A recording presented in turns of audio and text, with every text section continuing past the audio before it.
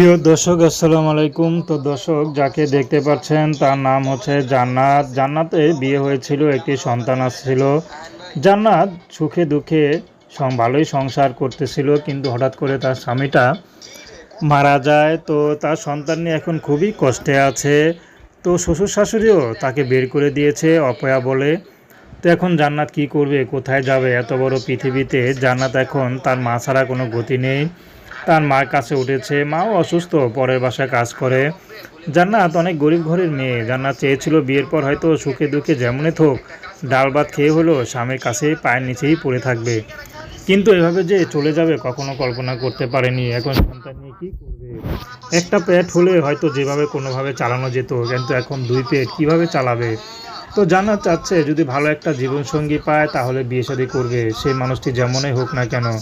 যদি বিবাহিত হয় তার মতো, জান্নাতের মতো, তারপরও জান্নাত বিয়ে শাদী করতে রাজি আছে।